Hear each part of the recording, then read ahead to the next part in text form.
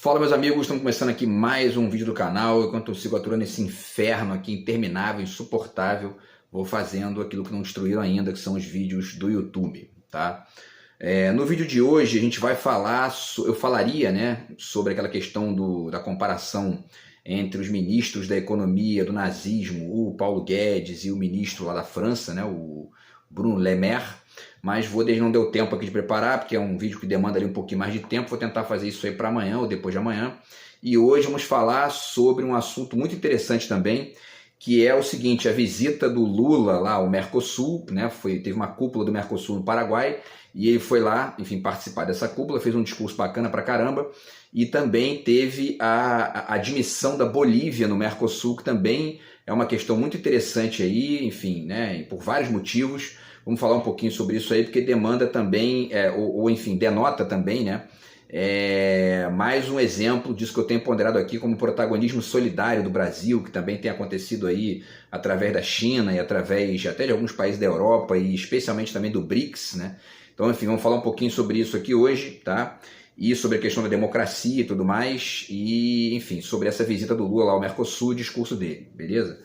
Então, antes, deixo para vocês aqui mais uma vez a dica do meu novo livro de poemas, está aqui do outro lado de cá. Quem quiser entrar em contato aí, o zap está na descrição do vídeo, tá? E também já estou aqui nos preparativos para o meu primeiro romance, que deve sair até setembro aí, tá? Eu aviso vocês aqui, beleza? Então, pessoal, a situação é a seguinte, vamos lá. O título do vídeo é esse aí, tá? Bolívia entra para o Mercosul, mais um capítulo do protagonismo solidário do governo Lula, né?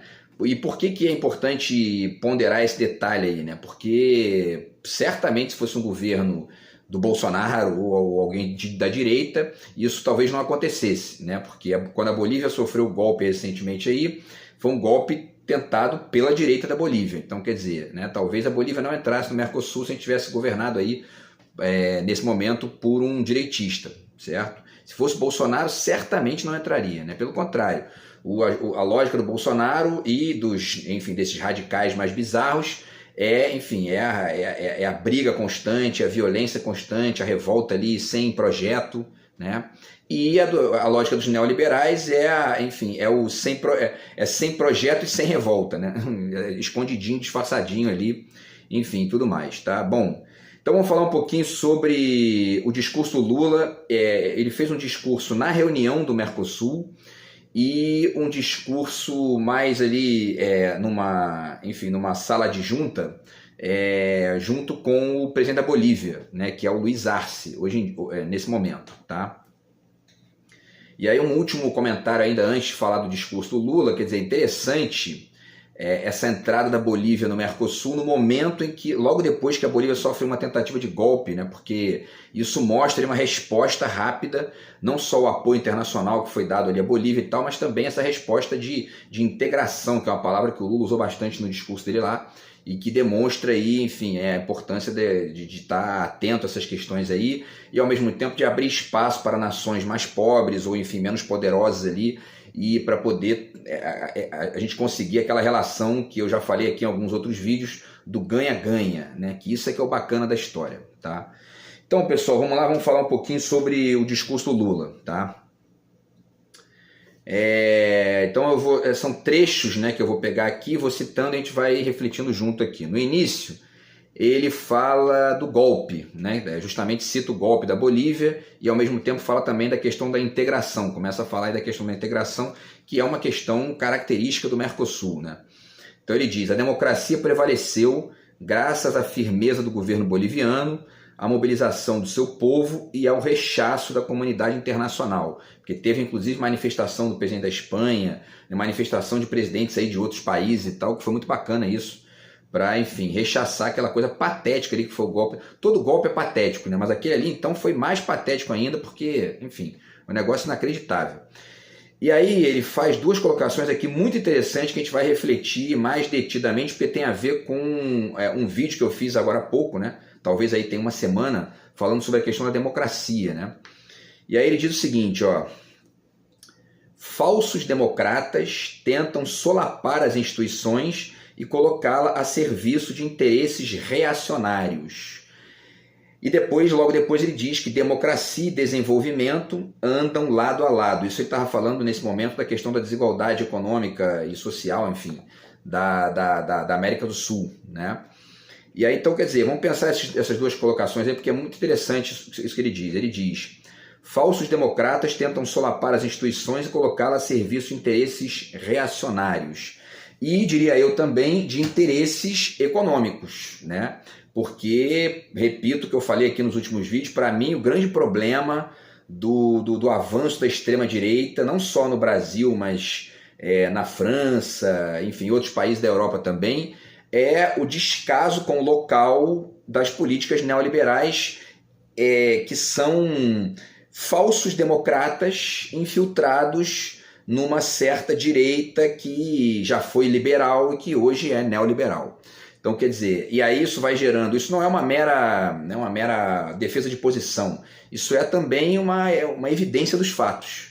Ou seja, no caso da França, por exemplo, houve lá uma reforma da Previdência. Quando eu falar aqui, né, quando eu fizer o vídeo falando do Bruno Le Maire, vocês vão entender ali quais são as ideias dele e tal. Fez uma reforma da Previdência que desagradou um monte de gente, fez ali, enfim, reformas, algumas modificações, né, neoliberais que, enfim, foram trazendo prejuízos para o povo francês.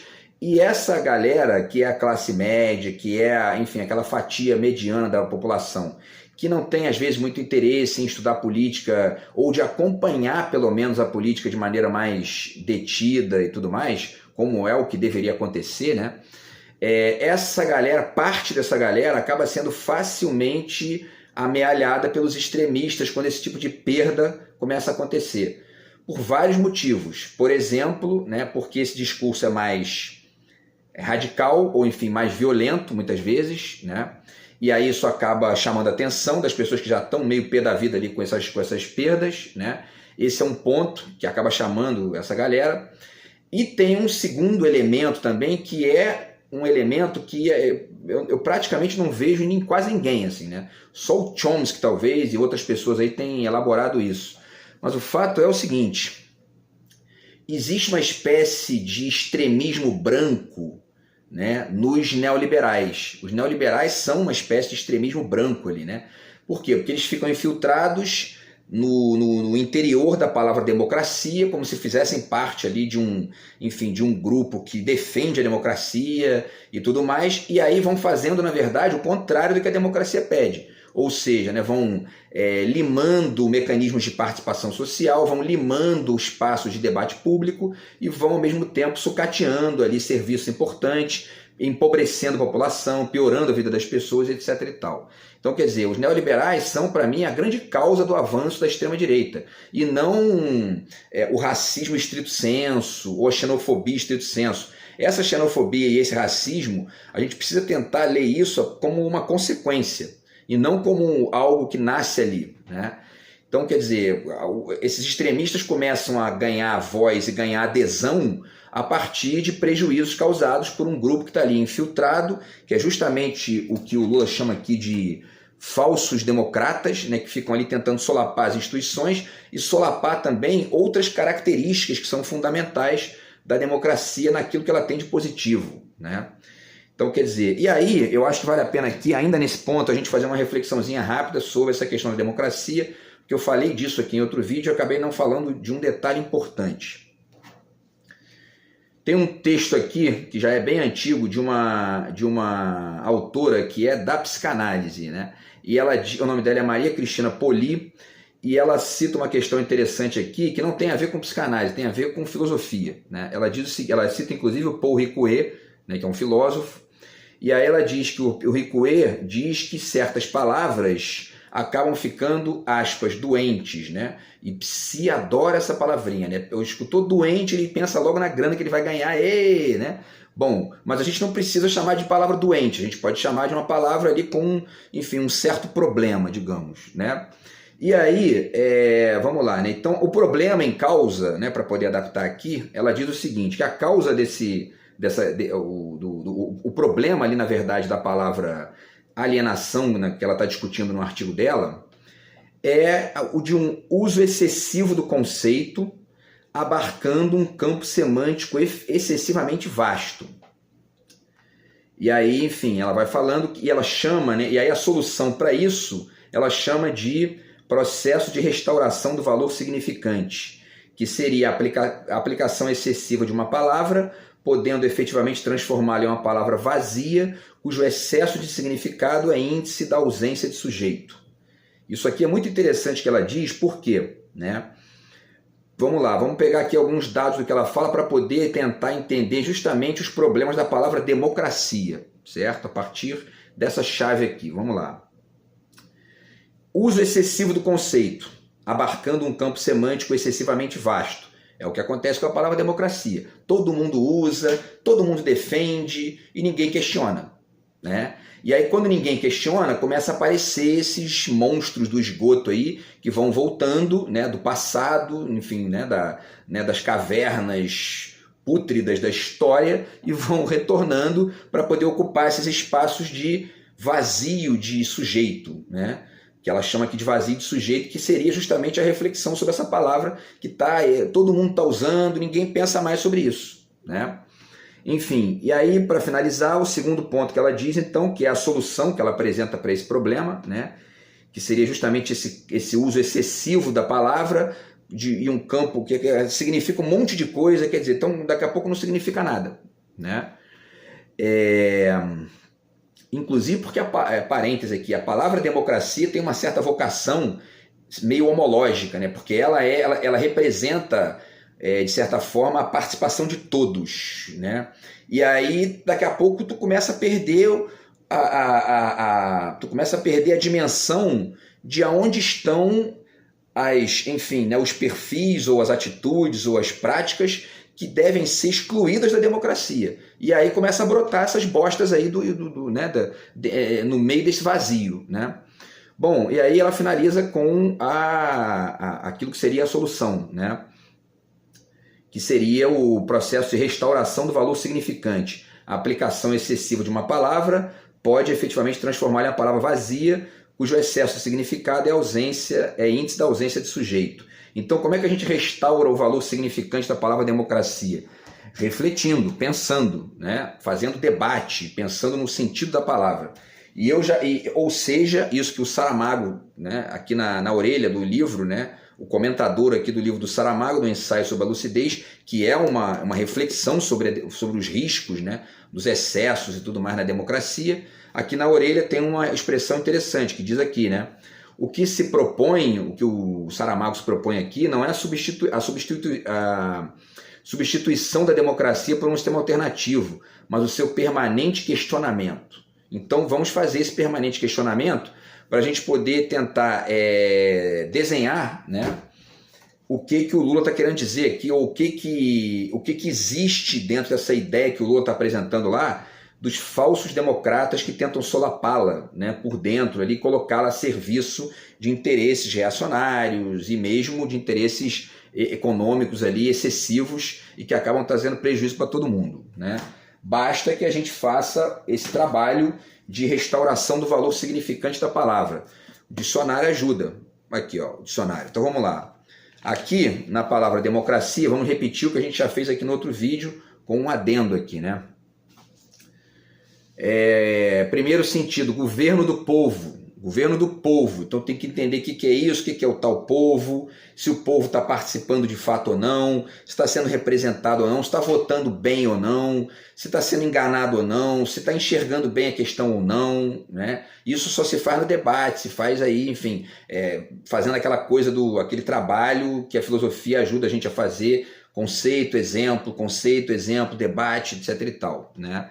O que mais? 2. Sistema político em que o povo participa do governo diretamente ou elegendo livremente os seus representantes. Há que se pensar também, especialmente no caso brasileiro, mas também na França, também na Inglaterra, na Alemanha, na própria Bolívia, etc. e tal, se os representantes estão representando de fato o povo, ou, por exemplo, no caso do Brasil, geralmente os pobres e a classe média votam em representantes dos ricos. E aí chega lá, o cara representa quem está pagando a ele, né? E representa, e tem outra, né? Essas figuras que estão lá defendendo as teses de direita, fazendo, enfim, toda essa lambança que a gente tem visto aí, elas dizem que vão fazer isso na campanha. Se você não prestar atenção, você está botando um representante lá que não te representa. Então é importante pensar isso aí, né?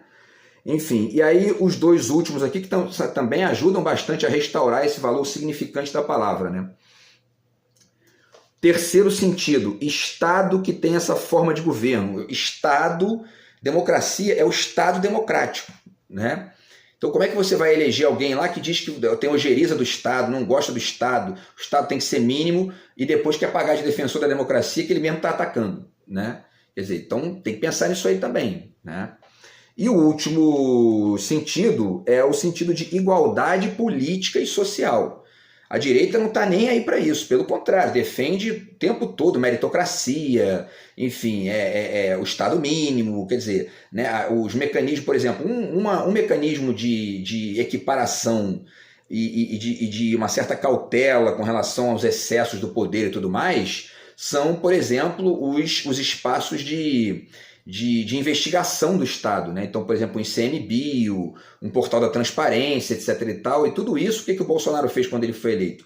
Começou a tirar isso de cena, né? Porque esse papo aqui de igualdade política e social, que é um dos significados, é o valor significante da palavra democracia, ele está borrando para isso, ele está nem aí para isso. O negócio dele é grana e só, né? E ao mesmo tempo defender a estupidez lá, retrógrada e reacionária dele, né?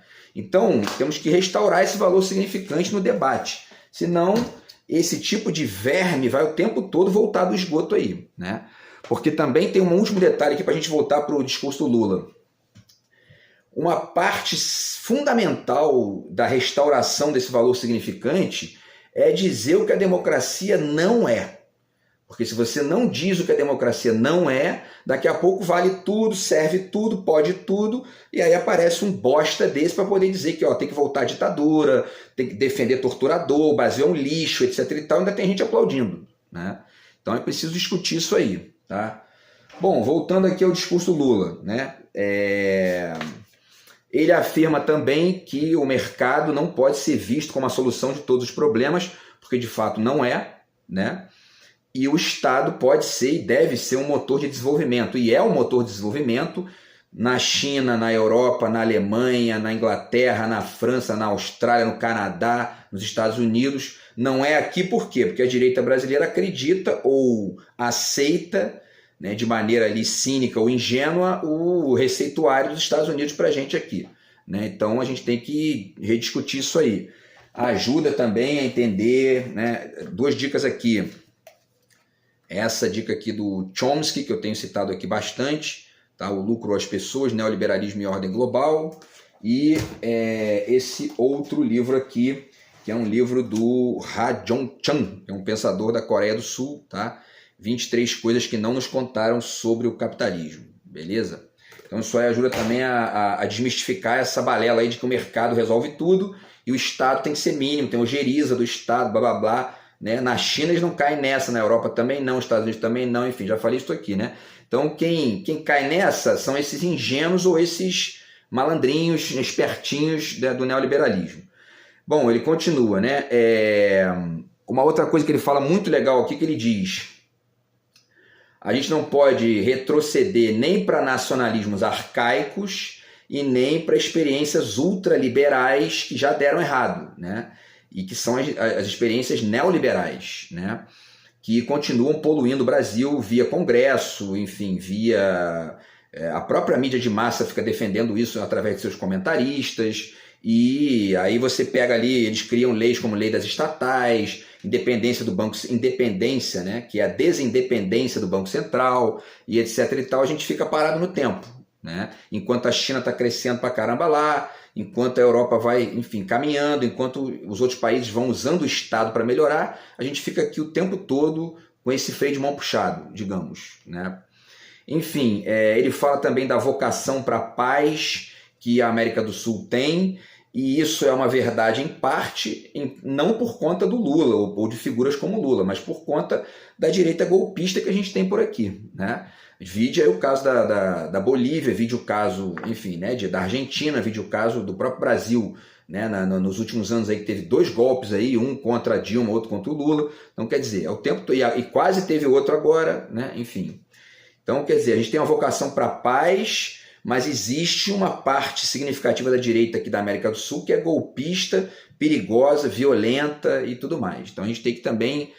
Agora, o Lula não vai dizer isso, obviamente, né, numa reunião do Mercosul. A gente tem que refletir isso nesse debate aqui, no debate social, no debate público, porque isso é importante, né? Ele fala também dos ganhos do Mercosul, que o comércio multiplicou 10 vezes, né, chegando a 49 bilhões de dólares de negociações aí, que são a riqueza do Mercosul. E o Agamben, inclusive, ele cita aqui nesse livro, que eu já, né, eu inclusive reli um dos textos dele ontem, várias reflexões aqui, que era um dia escrever a respeito disso, mas enfim, ele cita como um avanço do mundo esses mecanismos multilaterais, por exemplo, a Comunidade Europeia, né? E isso é uma parte do futuro, está aí, né? Nesses mecanismos bilaterais, multilaterais, como é o caso do Mercosul, tá? Não só para a questão do comércio estrito sensu, né? Mas também para o exercício do protagonismo solidário, de elevar ali o valor e elevar a qualidade de vida das pessoas em países como a Bolívia, que é um país que tem um histórico aí, né, de pobreza e tudo mais, e que está conseguindo aí evoluir nas últimas décadas. A gente tem que ajudar a evoluir mais, porque evoluindo todo mundo evolui junto, e isso é bacana, né? Enfim, o Lula continua falando que precisamos de uma integração regional profunda, baseada no trabalho qualificado na produção de ciência e tecnologia e inovação para a geração de emprego e renda, que é um pensamento que um idiota como Bolsonaro não tem nenhuma inteligência para entender, né?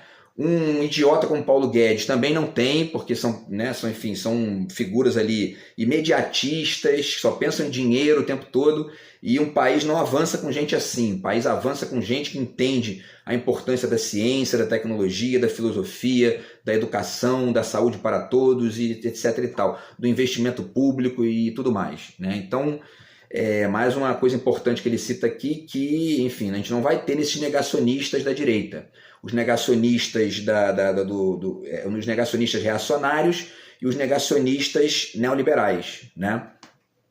Os negacionistas reacionários negam a ciência por conta da religião, os negacionistas neoliberais negam a ciência, a tecnologia, etc. e tal, porque são imediatistas do dinheiro, só pensam em grana para ontem. E com esse pensamentozinho rasteiro e pequeno de vamos pensar só em grana para ontem, país nenhum cresce. A China está indo aí, ó. A China em 25 anos já está indo para a Lua. A economia da China há 30 anos era menor que a do Brasil. Hoje estão indo para a Lua. E a gente está aqui, não resolveu nem problemas básicos aqui. Por quê? Porque o importante é a grana. E não é não. Tem coisa mais importante que isso, ou tão importante quanto, né? Ele continua, né, o Lula dizendo que a adesão plena, aí ele fala da Bolívia, né? A adesão plena da Bolívia tem enorme valor estratégico e faz do nosso bloco ator incontornável no contexto da transição energética. Ele está chamando a atenção aqui porque a Bolívia tem o lítio lá e tudo mais, e também porque, enfim, é isso, né? Esses acordos bilaterais, essa lógica multipolar e tudo mais, ela enriquece o mundo, enriquece a região e amplia, inclusive, as possibilidades de voz da América do Sul, na ONU e etc. e tal, né?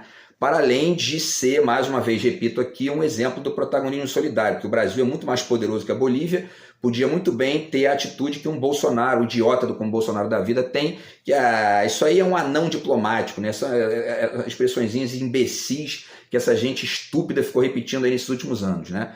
Um país pequeno tem tanta importância quanto um país grande e precisa ser escutado. Isso aqui é muito rico nesse sentido aí. E aí, enfim, o que mais?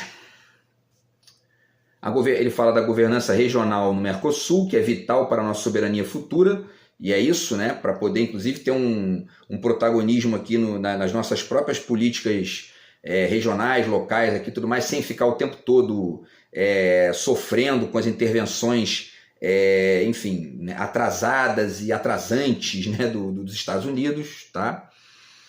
Ele fala também dos acordos bilaterais com Singapura, Emirados Árabes Unidos e a Palestina, que foram protagonizados nos últimos anos aí pelo Mercosul. E também falou da questão da China, que é ampliar. Então, quer dizer, a Palestina acabou de ser aí, enfim, de estar ali em conexões para poder estabelecer acordos bilaterais, o que é outro exemplo de protagonismo solidário. Ao invés de ficar aí jogando bomba lá, matando criança e tudo mais. Vamos fazer acordos de comércio e culturais, etc. e tal, para poder todo mundo crescer junto, né?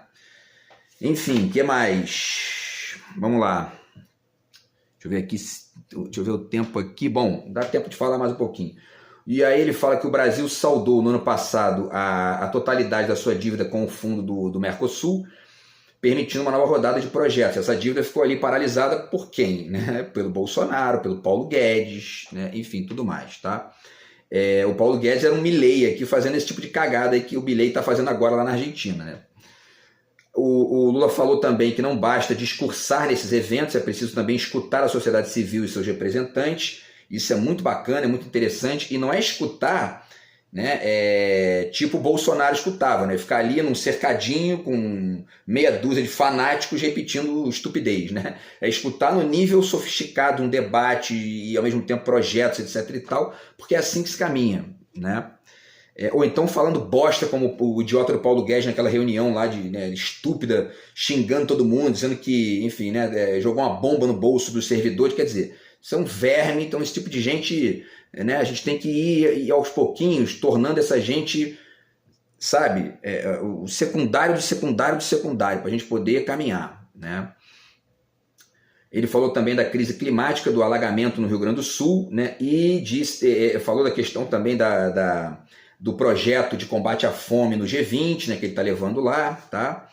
Que é a Aliança contra a Fome e a Pobreza, tá? A diversidade, e uma última coisa que ele diz aqui, antes da gente passar rapidamente aqui para o discurso dele em relação à Bolívia, ele diz, né, que a diversidade de opiniões, sem extremismos e intolerância, é bem-vinda, porque fortalece nossas democracias e nos conduz a escolhas melhores. Olha a diferença de discurso para um Bolsonaro da vida, para um Paulo Guedes, que ficam xingando o tempo todo, vomitando ódio ali na vida dos outros, e, enfim, falando, né, um monte de asneira e atacando os outros, defendendo o Brasil como um pária, quer dizer, enfim, né? Tá, então, destaco todas essas questões aqui, terminou citando a vitória da esquerda no Reino Unido e na França, tá? E, por último, ele fez um discurso, enfim, homenageando ali a Bolívia, enfim, né, comemorando a entrada da Bolívia no Mercosul. E só para finalizar aqui, tá, pessoal, vamos falar rapidamente aqui esse discursinho dele, que é bem rápido. Ele diz: estamos começando uma nova era na relação Brasil-Bolívia. Nós estamos convencidos de que a integração, que é uma palavra que ele citou bastante, não é mais uma retórica de discurso em época eleitoral. A integração é uma necessidade de sobrevivência dos países da América do Sul, do Brasil e da Bolívia. Nós assinamos acordo aqui, temos consciência de que o que nós fizemos aqui tem como perspectiva melhorar a qualidade da vida do povo da Bolívia e do povo do Brasil, né? Gerar ali acordos, enriquecimento, trocas culturais, trocas comerciais e etc e tal, né? E aí ele finaliza dizendo: eu quero terminar dizendo que ao povo da Bolívia, eu sei que vocês desejam prosperidade, que vocês esperam desenvolvimento, melhores empregos, mais salários, mais saúde, mais educação, etc e tal. É o contrário do discurso de um Bolsonaro, enfim, de um próprio Fernando Henrique, que ficou na época dele lá atacando os CIEPs, dizendo que não podia. Não, tem que defender a educação, a saúde pública, defender o investimento do Estado, defender a geração de emprego, a melhoria da renda e o controle da inflação, mas também a melhoria da vida das pessoas e tudo mais, que é uma coisa que inclusive o Ciro Gomes fala muito, né? Que é a questão de você ter a menor inflação a pleno emprego. O emprego e, portanto, a renda, a vida das pessoas é tão importante quanto a inflação. E os países desenvolvidos pensam assim, né? Eles não ficam com essa conversinha fiada de teto de gastos, blá blá blá. Se deu lá um tilt no emprego, na renda, rapidinho eles aumentam o teto, rapidinho eles mudam a brincadeira para poder proteger os locais. A gente vai ficar aqui brincando de estado, de ojeriza do Estado, né? Tem que superar isso aí, né? Enfim. E por último, ele, enfim, ali homenageia, né, o presidente da Bolívia e diz: é por isso, companheiro Arce, que orgulhosamente nós assinamos esse acordo, e por isso que eu quero terminar dizendo que hoje começa uma nova era entre Brasil e Bolívia. Então, enfim, muito bacana aí mais uma vez o discurso do Lula, e abre ali sempre umas janelas de reflexão aí, ao mesmo tempo que chama atenção, como eu tenho dito aqui várias vezes, para essa característica aqui da esquerda brasileira, do Lula, do Brasil, né, do Brasil bacana, que é essa coisa do protagonismo solidário, de ajudar ali, enfim, de melhorar os países que são mais pobres, a Palestina, a Bolívia, enfim, né, e a gente enriquecer junto, porque é a coisa do ganha-ganha. Beleza, pessoal? Então é isso, tá? A gente volta aí no próximo vídeo. Vou tentar fazer esse vídeo aí dos ministros da economia lá do nazismo para amanhã, ou enfim, né? Quando puder aqui, beleza? Então a gente vai se falando aí. Grande abraço, tamo junto. Fui.